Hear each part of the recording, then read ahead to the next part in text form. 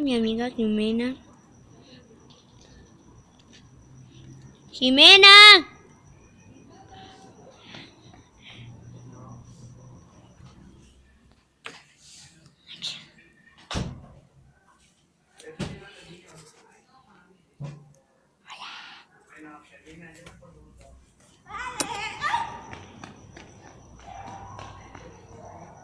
Ay, ni te ves en la cámara. Ni te ves en la cámara.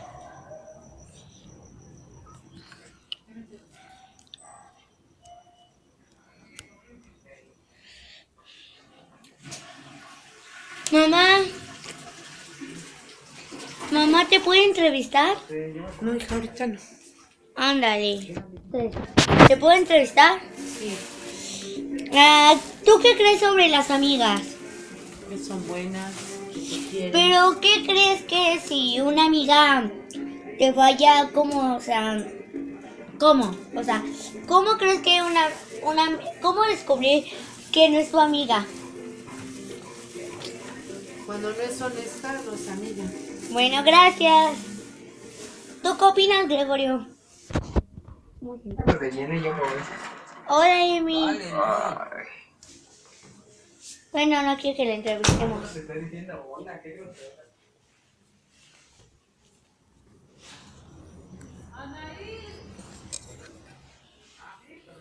Pues no está nadie, yo estoy solita. Yo creo que las amigas son muy importantes y saber que no es mi amiga es diciendo tonterías y portándose mal conmigo.